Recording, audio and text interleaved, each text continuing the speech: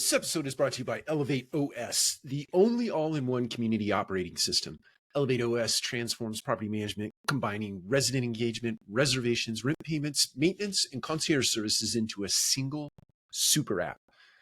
It also uniquely integrates access control, intercoms, package lockers, and thermostats, eliminating app fatigue and redefining modern apartment living. Visit elevateos.com/MMN for a free demo and see how they can help you level up your operations. Jonathan, welcome to the show. Mike, thank you for having me. Excited to be here. Yeah, I know. I've been looking forward to this conversation. I think you're working on something that is germane to the industry, germane more broadly speaking, and I think probably the acronym of the at least the decade, potentially longer than that. But AI. We're going to talk a little bit about that today. What do you think?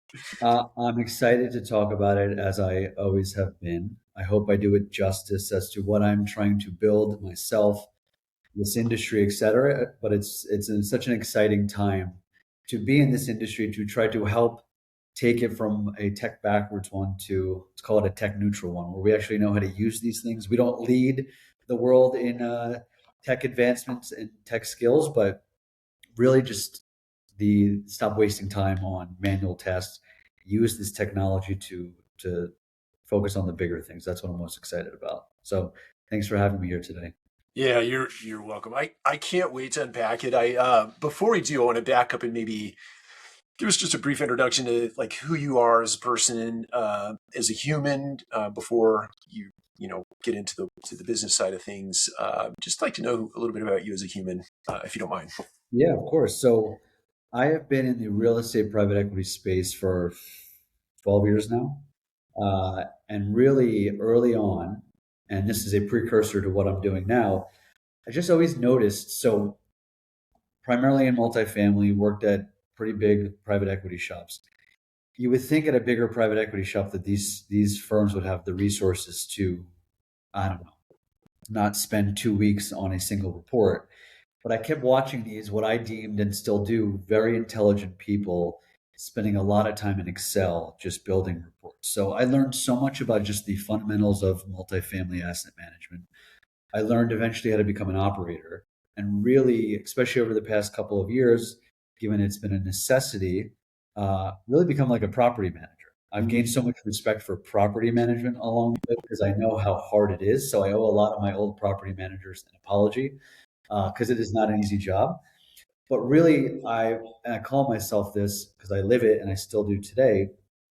I'm really in the weeds. I'm trying to understand tenants and vendors and construction professionals, just really every facet of the multifamily ecosystem. And I've noticed so much just inefficiencies, whether it was beginning, early on, even today, I just noticed so much inefficiencies, but I didn't know how to solve those inefficiencies myself. Fast forward to 2022 when technology is really starting to come into our industry. It wasn't really even just AI, me playing around with it. It was the Elise AIs. It was the property melds. It's all these different services that we could bring in. I got obsessed with testing out new technology for myself, for my site teams. And I made a lot of mistakes, as I think a lot of this industry did. We all chased the flashy lights of these services. Some worked well, some didn't. And there were so many different dashboards and new trainings. And ultimately, my site teams were so mad at me because I wanted to make their lives easier. But guess what? I made it harder. So really, when AI came around 3 years ago, but for me, really just a year ago, I started becoming obsessed with it.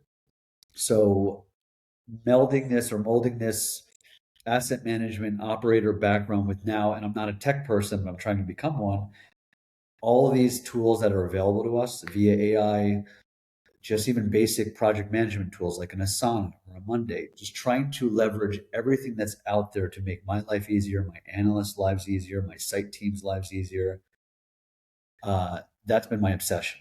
And then if we go back a year ago, and I'll end here, I left my job and I just decided to start posting on LinkedIn, not just to network, just to start meeting people. And it morphed into this I'm talking about my operations background. I'm talking about property tech.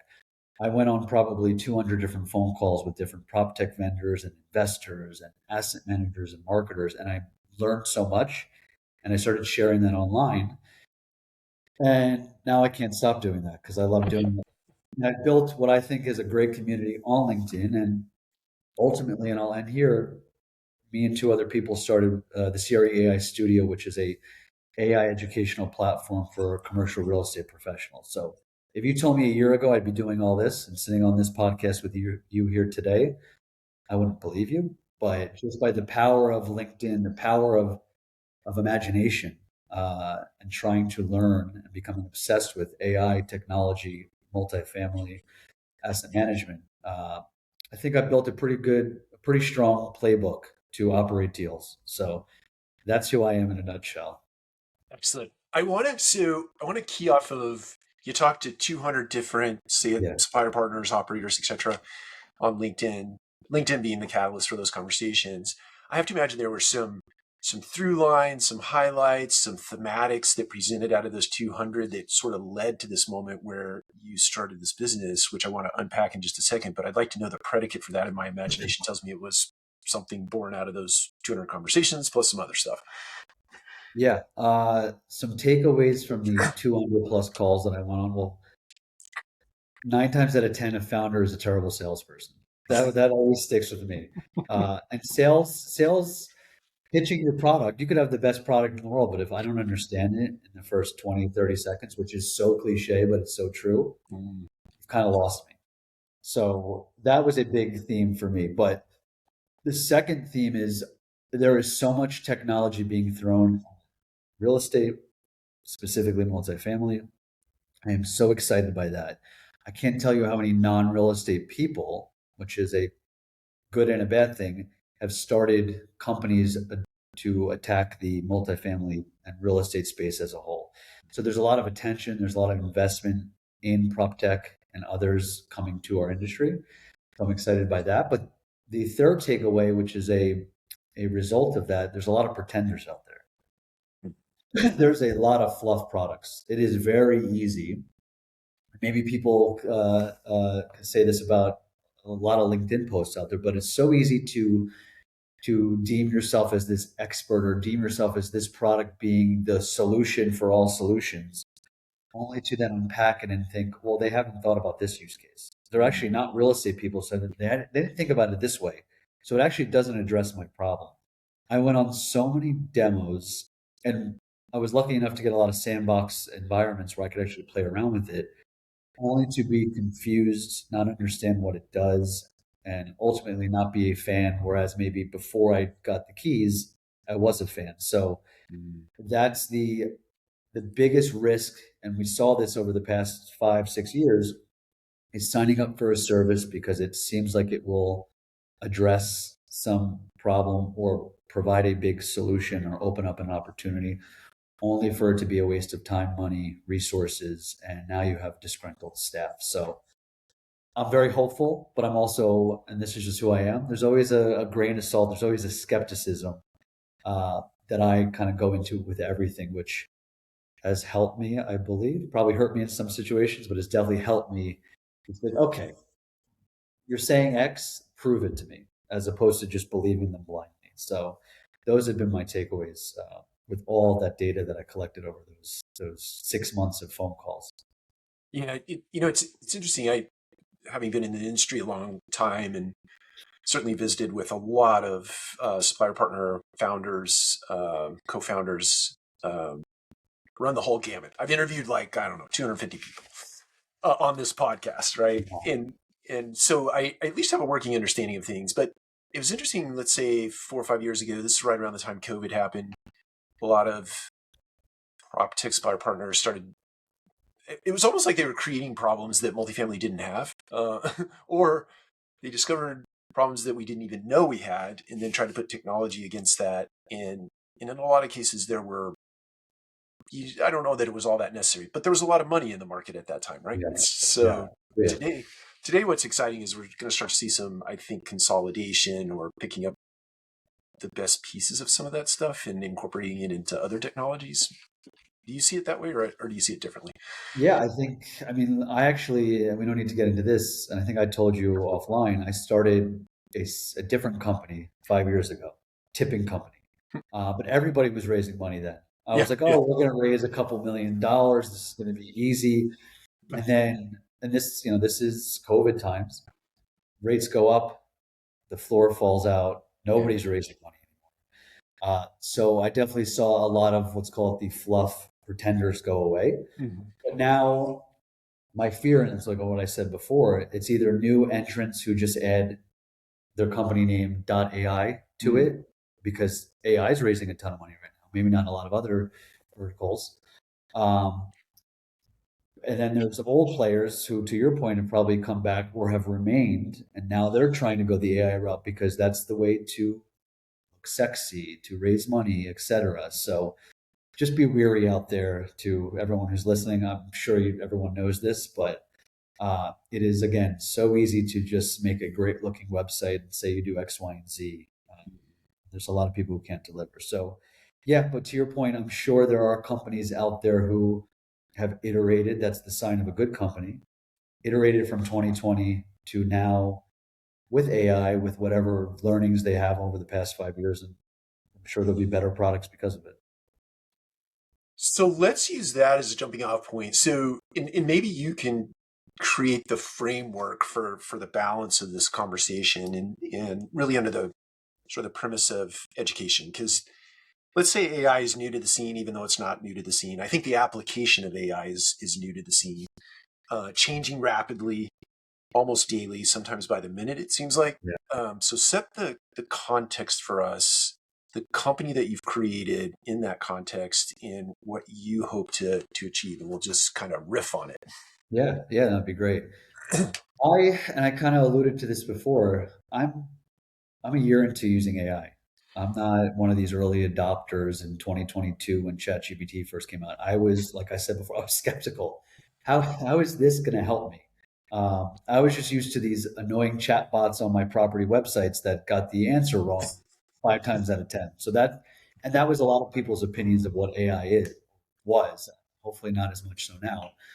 But again, when I left my job a little over a year ago, I had the time to think and to play around with these things and to understand what ChatGPT can actually do, which a year ago is a fraction of what it could do now. But I just started to do basic things. All right, I'm a real estate asset manager. Let's start. I was in the Birmingham market before I left my job. Give me some information on the Birmingham market. I would test it. I had this one property that I was in love with that I did all this work for. I would test ChatGPT on it, and it would start giving me some answers back. And I'm like, oh, that's right. Oh, that's cool. I don't have to go to Google for that. I could actually get all the answers right here and then develop a 20-page research report on that. How good would that have been when I was going through DD when I had never been to Alabama before? This is giving me everything I need to know about the schools and the crime and the median incomes and all that. How great would that have been? So that was, and I think everybody should do this. You dip your toes in it. You start to understand. Okay, I could get a little bit of basic output from this, and then you grow from it. And that was really the genesis of my learning. And 8 months ago, I said, you know what? Why don't I just host an AI webinar on LinkedIn? I don't know much about AI as some of these people that I'm having on here. Let me get some what I deem to be experts. And we got a couple hundred people to join the first one. I was like, okay, there's something here. Yeah. And I kept developing my skills. I kept posting about it on LinkedIn. And along the way, I met two great people, Nadine Ezzi and Topher Stevenson, who were both doing their own thing from an AI commercial real estate perspective. And we were like, why don't we band together and start a platform where we could actually teach people? And not only just teach people, bring people in who could just show off what they're doing.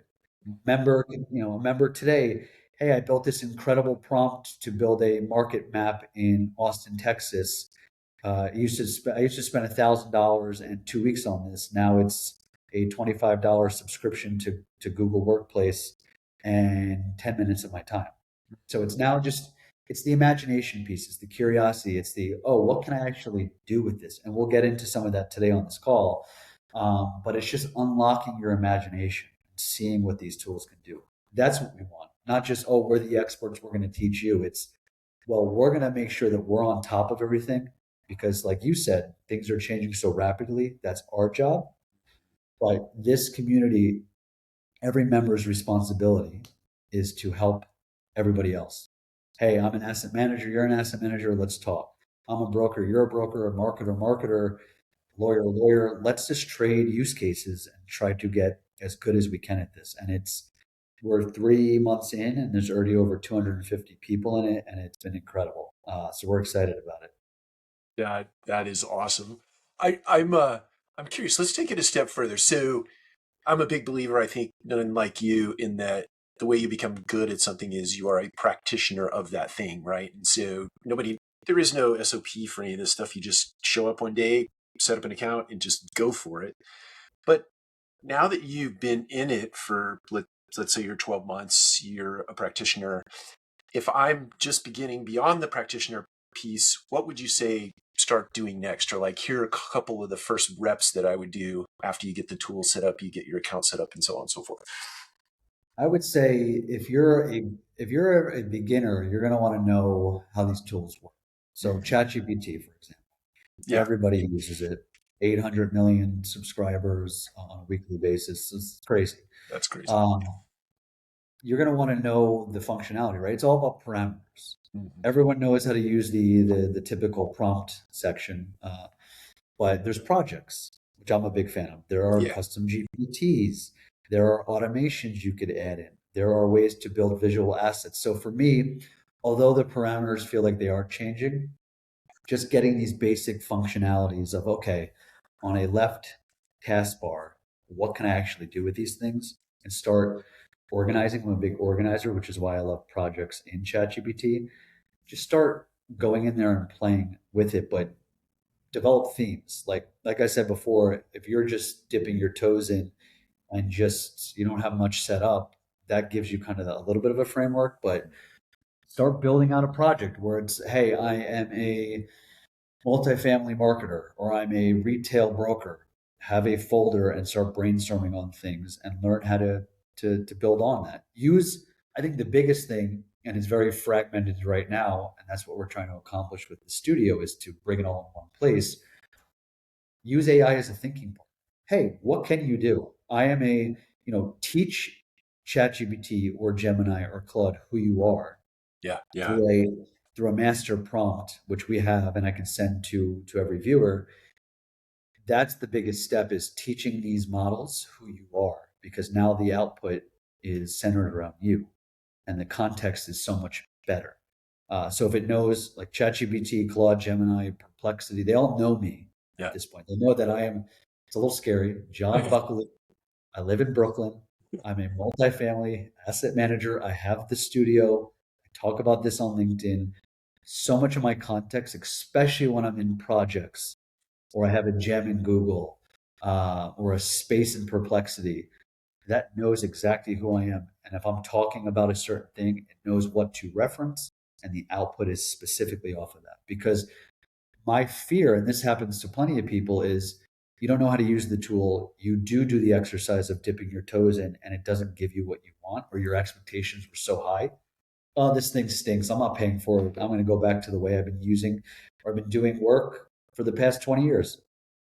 So the output is so important, but to get great output, you need good input and instructions and all that. And it might sound daunting, but it's much easier than it sounds at this basic level. Yeah. So you cited something there at the very end of that sentence that made me think of pitfalls, and in the pitfall being like the first sign of adversity, you give up and punt and go back to the old way of doing things. So are there other pitfalls like that you would suggest to our audience or our listeners that, hey, look, if XYZ happens, don't worry, you're not going to break it? Listen, and I take a chance every time I do a live demo. These things don't always work. I've taken a chance on my own reputation, but I always preface, and I'm doing this, I rely so heavily on AI now. I spot check as much as I can. So I don't rely and just assume it's right. But it's become such a arsenal for me that I'm using it for investor presentations. I'm using it for data analysis. I'm using it for property websites, all this stuff. Mhm. But it's not going to always work. We're in the infancy still. We're 3 years in. There's going to be issues, but you will see if you persevere, you will get great output. If you learn how to use these things, you will get incredible output.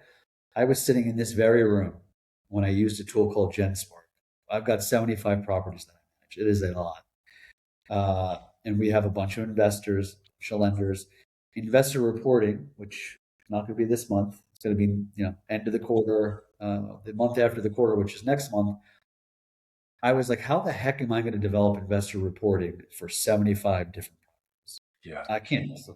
My beard's going to get grayer than it is right now. I remember sitting in this office and using a tool called GenSpark and feeding it T12s and rent rolls and actual versus budgets and providing a little bit of a narrative and watching it go. And 5 minutes later, having a 30-page presentation with graphs and maps. And I was sitting in this chair and I picked up my computer and I walked into one of the partners' offices and I said, I found a solution.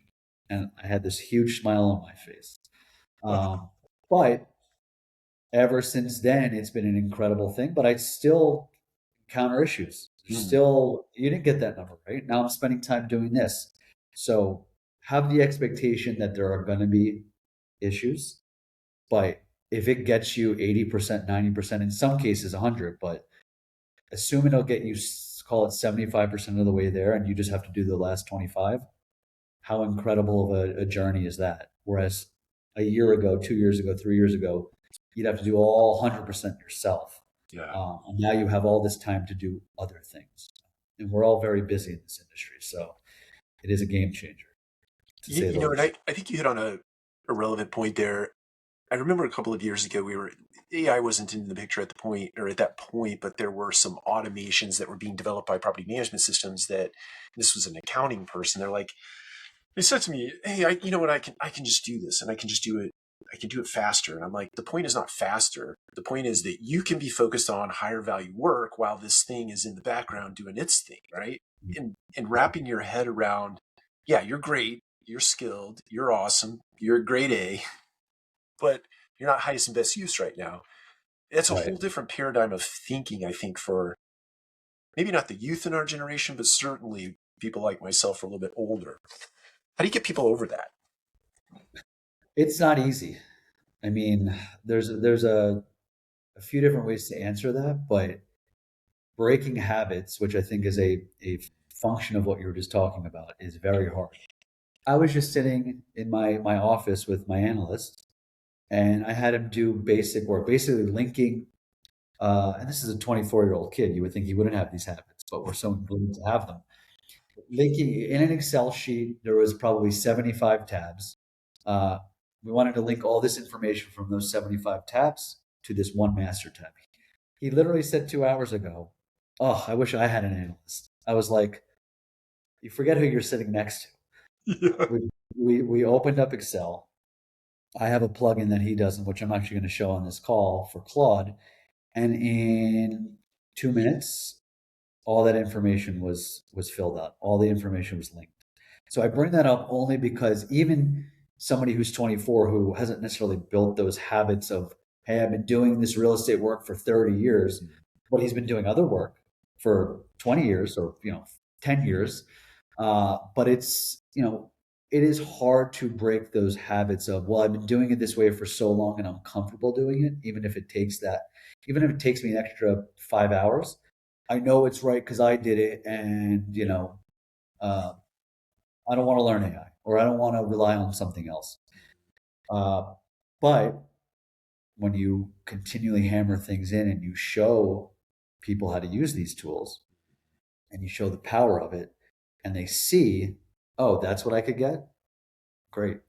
Like we were on a call, we taught 70 brokers at CBRE last week how to use Microsoft Copilot. And I think we blew their minds. And oh, I don't have to read 50 leases to find these different clauses in them. I could actually put it into a notebook and Copilot and ask it to create a table in seconds. So showing them that's probably the easiest way, is if we show them, Yeah. as opposed to leaving it up to them. But can't do that for the millions of people in the industry. But they just have to see it. That's the biggest thing. And then build the muscle. Keep exercising that muscle. That's not easy, but that's how you do it. Yeah. I think, just to pin on to that, doing it with real world work, right? It's one thing to see things with some sort of arbitrary example, but if you're doing it with your real work, right, and you see, none unlike your analyst with 75 tabs that he, I assume, built or used a lot, Yeah. using that very specific thing probably imbues it a little more tightly. Absolutely. Doing a mock example of something that's not applicable to Right. what I do is nice, but it doesn't hit the same way that I'm sitting at work and I need to solve something, or I need to, there's a big task in front of us. Can I do it myself by hand, or can I actually have AI do it? And if I see AI do it, I feel, when I did this for him 2 hours ago, I felt like, okay, now I'm showing him that this could actually work. And I'm, again, reinforcing it to myself. I'm Yeah. a year into this. You still want, with all these tools, reinforcement that these things you could rely on. And yeah, again, it takes reps. That's right. That's right.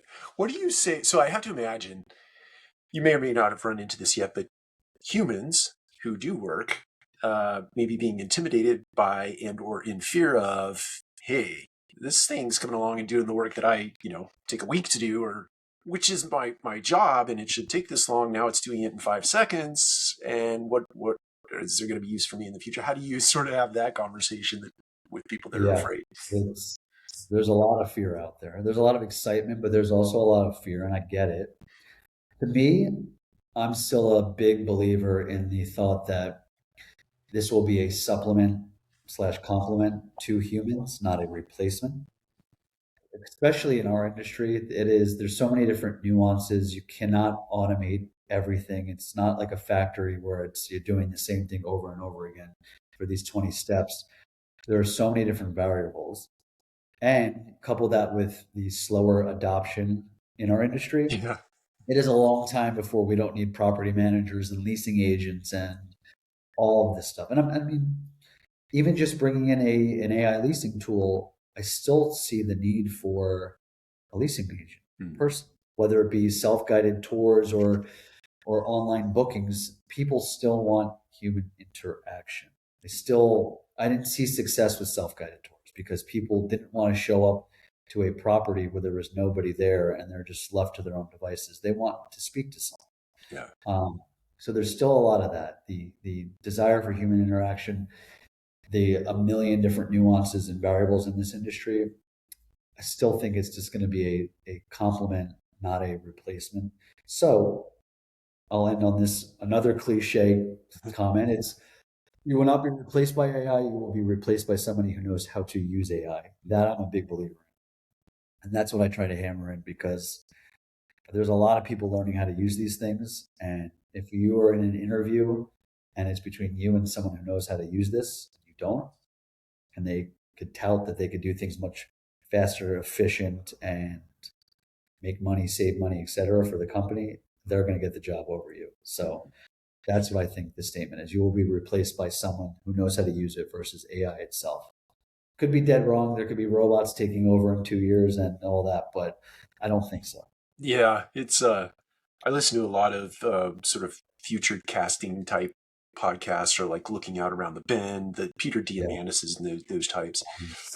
And they all seem to think we're still probably 2035 before some of that becomes a reality, where you do have robots doing stuff. They're robots today, but yeah, there are robots, but I think they're fancy, nice, sexy tools versus something that gives a lot of utility. But we shall see. That's right.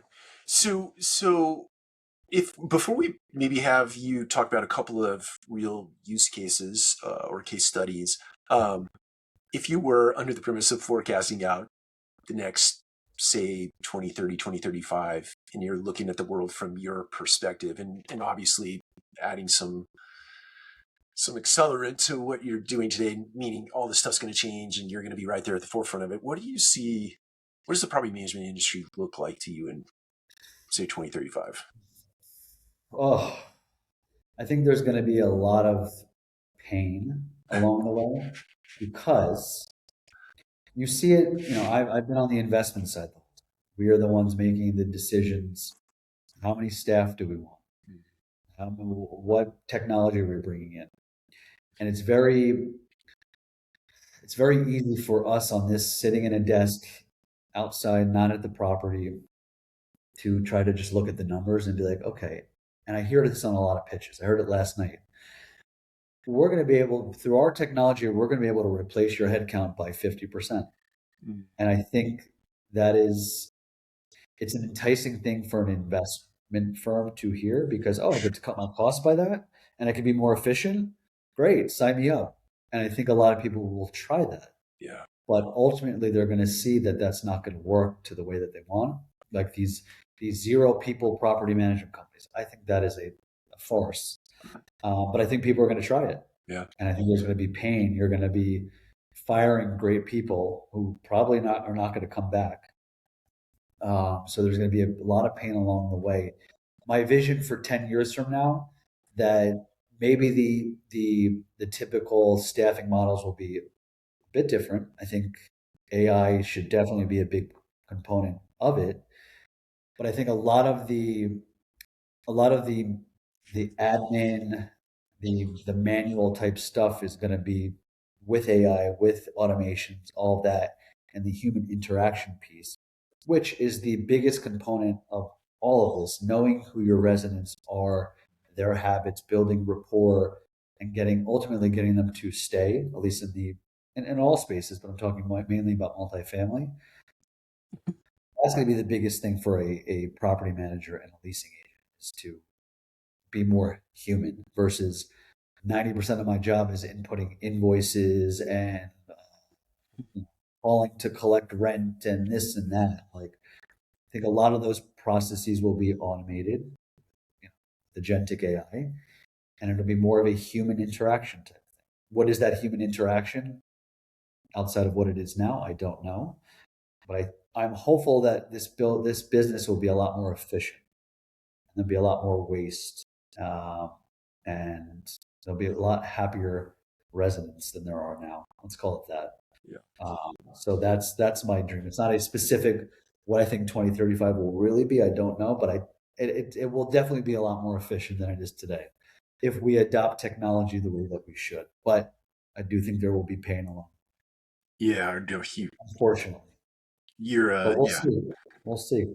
You're 100% right by that. It's no doubt asset managers or underwriters are going to be seduced by the idea that you can cut headcount, and they're going to have this they're going to have premises for or basis for that. Amazon's laying off 30,000 people, or they're not filling the 30,000 openings they have today, or they have all these sort of data points out in the marketplace that say, hey, they're doing it, we can do it too. It's not even just property management, it's every part of the ecosystem. That's right. Companies are going after. You don't need a underwriting analyst anymore. Use this. You don't need a broker anymore. Use this. Mm-hmm. Everything is human related when it comes to this business. Brokers bringing us deals, lenders trusting us to lend on properties, residents trusting us to live there, property managers and leasing agents feeling comfortable or working at the property because their superiors, the regional vice presidents, the asset managers, have good rapport with them. All human interactions. So much of this technology, unfortunately, is let's cut your head count. You don't need to pay a broker 2%. Pay our AI tool 1%. Right. That cuts out so much of the human interaction. That's what I'm most fearful of. Yeah, it's not going to work. No, I don't think so. And many years ago, I'll be very short about this, but I had this vision. Who knows when it was, but Bill Gates had a vision a long time ago to put a desktop on every desk in the world because he wanted his operating system on it, right? And I was under the grand idea I worked under the grand idea that we could remove all of that, all those desktop laptops. We remove it all from the offices and we get back to having a sort of eye to eye conversation. We remove all the transaction oriented type work that you would otherwise see presented on a screen. You don't need to see it anymore. You can just be a human with another human. And It's so hard for me to fathom what an office looked like before desktops. yeah, I worked in one. It was What did you guys do? Just papers everywhere. everywhere paper. Yeah. Yeah, but that's just it's technology. You get used to it and then you forget what it was before, or you never saw it. But it's yeah, it's we phones, computers. We are all glued to these things. Hopefully, with the adoption of AI, who could do a lot of these things, we could get back to interacting a lot more than we are now. Yeah. I think we could do it. I have hope for the human. Yeah, me too. Um, so maybe you're 3 months into this business. Yeah. Talk to us maybe about case studies, some application case studies, some things that you've done where you've seen real success. Just kind of tease the audience here in terms of bringing more people to your community. Yeah. I'm going to share my screen and there's a few things that I've actually done over the past week or two that I think are cool that we're going to do live. And again, hopefully they work. Yeah, I'll preface that they do work. They might not work this time, but we're going to test some things out. And so much of what I do, first and foremost, everything I'm about to show you, I've done for myself as an asset manager, and it's been great. They've been helpful. I mean, some of these things I just did last week. It's really going to pay dividends. But all of this is to just, even if it's not applicable to you, the viewer, my goal is to just open up your imagination to show you what you can do and apply it to, if you're a marketer, apply it to marketing. If you're a broker, apply it to that. So I'm going to share my screen. And I'm going to do three quick, hate when that happens. I'm going to do three quick, can you see my screen? I can. There we go. Yep. All right. I'm going to do three quick things and we're going to go into it. We're going to let it build. We're going to go to the next one and then we're going to come back. So, all right. I am in Google AI Studio right now. So Gemini 3 got released a couple weeks ago. I think it's the most powerful LLM right now. So there's ChatGPT, there's Gemini, there's Claude, there's Grok. Those are kind of the big ones. With Gemini 3, they actually released a building function. So I'm a big, what they call vibe coder. I like to just start building things. I think you and I spoke about that on another call. I love building dashboards and property websites. Really, if I think I could do this myself, which couldn't do this 2 years ago, if I could do this myself, I'm doing it in here. So in Google AI Studio, there is a build function, and we're going to build something cool. So long story short, again, multifamily asset manager. I got obsessed with multifamily design a year or two ago. Value add investors. We go in, we buy a 300 unit property in Birmingham, Alabama. Part of the plan is to paint the exteriors and redo the interiors and all that. Specifically on painting the exteriors, I remember I hired a third-party company for $5,000, which I'm embarrassed to admit. And they gave us great designs, which we took, and the property looks incredible. So I'm not that embarrassed because it actually worked really well.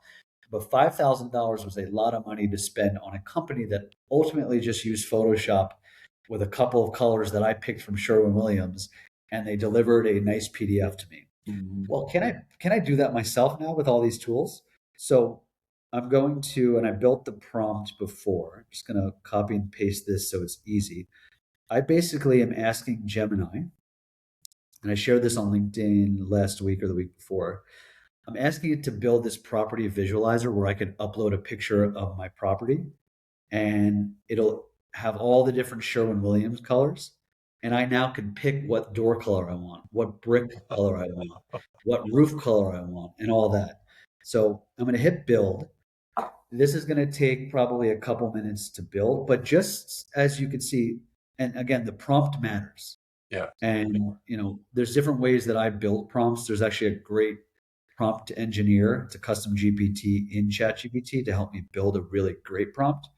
I didn't necessarily do it for this one. But the more context, the more information you give it, obviously, the better you're going to get. But we're going to see, and I'm going to go to the next one, but in a couple minutes, we're going to see a app that I would have had to probably pay $15,000 to build, which I never would have done. But even just think if I'm paying someone $5,000 per property and I do, 10 properties a year, that's 50K that I'm now just saved per year. It's a lot of money. That's right. So we're going to let this run, and you're going to see that I'm going to be able to upload a picture and change the colors just by putting in this prompt into Gemini, which is really cool.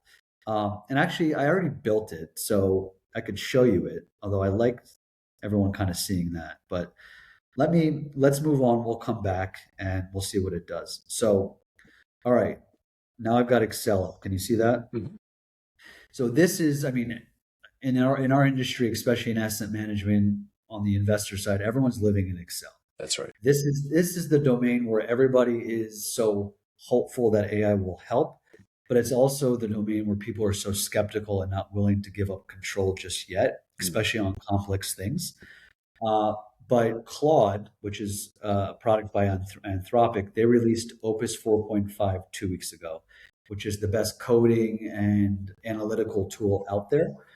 I have this plugin, which, full disclosure, right now you need $100 a month subscription to get it. But in a couple of weeks, I'm sure they'll release this to everybody. This is a really great plugin for Excel, and I need to minimize this. Now I've got an AI built into my Excel. So you'll see here, there's Copilot up here, Yes. which is standard with your Excel. Not that great, but it still can do things. Claude, and I started playing around with this 2 weeks ago, can do some really great things. So you can see over here, I have a dummy budget that I created. And it's all hard coded, and I want to make some changes to it, but this is a hard coded version. I want to make it a bit more dynamic. So I built another, where is it? Right here. I built another prompt, which basically is just telling it, this is a 2026 multifamily budget, and I'll just read it. This is a 2026 budget for a multifamily property. It assumes no mark. I'm just giving it some context. Yeah. I basically want the AI to update my market rents starting in March by 2%, because you can see they're flat. I didn't assume any revenue growth or any market rent growth. Increase my market rent by 2%, but also that's going to affect my loss to lease. Right. And I should, if this was a really great prompt, I would tell it how a loss to lease is calculated. But I want to see if it could figure out the logic itself. And then also I'm telling it, all right, all these total rows are all hard-coded, make it dynamic. So with this simple prompt, let's see what that does as well. And we could go back into this. All right, look at that. So I will say you could do this same thing 20 times and you might get 20 different versions. Yeah. I built one already. I like this version better. So let's do this. I built this one right before. So I'm uploading a picture, which is the same one. This is a property we own in New York City. So it's analyzing the current colors. It's analyzing the picture. It's analyzing where, there's the facade. Here's a door. Here's a roof. Here are the windows. And this thing I could put on steroids just by adding more to it. But for the sake of this demonstration, let's make it easy. All right. So it identified that it has brick, which is true. Here's door, here's window. So I now could change the colors. So let's do some crazy stuff just so it could show. All right. I hit this SW, retreat, what looks like a green, gray, and it's got the Sherwin-Williams color. And in a version that I have elsewhere, I actually, once I'm good with my color schemes, look at that. It just changed the brick to that. So I'm a crazy person. I would live in here for hours probably changing colors. So it's probably not a good thing for me. But I've now saved $5,000. And the bigger thing is, okay, John, you just built this thing. I don't have an imagination, nor do I want to pick color schemes. You could actually tell this, and we're not going to do it today. I want you to be an expert interior designer. Go search the internet, or you could feed it some properties that you think are really good. Like there's a bunch of properties in Savannah that I think are stunningly designed. Yeah. I could literally put the link in here, or I could build something within this app. Take this link, absorb the color schemes on this picture, and superimpose it onto this picture, and tell me what these schemes are. And then have a PDF that I can now send to my construction management team, who will send to our paint subcontractors to put up a sample. And now I've saved $5,000. This probably would have saved me 3 weeks of time, because that person who I paid $5,000 to, they took time. Right. There was a 2-week turnaround and then revisions. So just by a simple prompt, which again, the more you add, the better it could be, and I pay for Google, but you could do this for free. Yeah. I now have an app that is pretty incredible. Yeah, I can change the door and all this stuff. Now this looks pretty ugly, but all that. So how incredible is that? And again, if this doesn't apply to you, think about things that maybe instead of paying $5,000 or $2 a unit per month, think about things that could help you and build in here. And it doesn't have to be a life-changing thing. This isn't life-changing, but this will save me a ton of money, save our properties and our investors a ton of money. So I just think this is such a cool use case. This will get even better. But these AI code, no code tools, so I don't know how to code, it did it for me, I think are incredible. Absolutely. So I think that's a really cool use case. Yeah, no kidding. Let's go back to Excel. So, all right, before I proceed, let's just say you're correct. I didn't read it, but okay. All right, so we'll let it do that. But as you can see, it's thinking. I'm glad, and I think a big part of a prompt is telling it to make sure that it understands what I'm saying before it goes, which is what I did in that prompt. Yeah. And now you're seeing it's going. So we'll give it, I don't know, 10 seconds to see if it could do it. So it's identifying these total columns. Yeah. Which, okay, this could have taken me a couple minutes to do myself, at least the total portion of it. But I've got 75 of these budgets. Maybe I have them all hard-coded, and I could do this pretty quickly. So it's doing that, and then it's going to change these numbers up here. Oh, it actually did it. Yeah. You multiplied it by 1.02. Now, perfect example, I think I said to start in March. It started January. So it didn't get that right. So it's not perfect. Again, you always need to check the information. But my market rent went up. My loss to lease went up as well. I would need to make sure I understand how it did that. But I would do that all in this Claude for Excel plugin as well, and I'd have it tell me its logic. Right. And look, it was hard coded before. Now it's a sum of the values above. That is awesome. Basic use case, but this saves a lot of time. And I'm so excited to be using this in Excel now, because there's so many examples like this on this level of difficulty, which is basic, but even more complex as well, that this thing's only going to get better and better. And it's going to help me save so much time, give me so much more insights into the data itself, because there's so much out there, obviously. And ultimately, I think it's going to be a game changer for me and our industry. So those were two use cases. And real quick, and this was something I learned last week. So many people say, well, I work at a bigger company, John. I can't use ChatGPT or Claude or GenSpark or all these tools that you're talking about. But we have Microsoft Copilot. How do I use that? Yeah. And we actually, I referenced this before, the studio taught about 60 to 70 brokers at CBRE last week how to use Copilot, because this is what they use. And I started playing around with it. And there's something really cool in Copilot, which if you have, you should try. Yeah. This workflows builder, you're basically building automations without needing to build automations yourself. So here's a basic automation that I want to build. So I just showed you a budget. Yeah. It's budget season. It's really the end of it. So send me a Teams alert every time I get an email with the word budget in either the subject line or the body of the email. The format of the alert should be time received, sender, with some context, and also include a link to the email so I could easily locate it. So all I need to do is hit enter. This is a new agent that Microsoft created a couple of weeks ago. But I thought it was so cool because I love building automations as well in programs like Zapier and Make and Relay. Yeah. But it takes a little bit of skill to use those.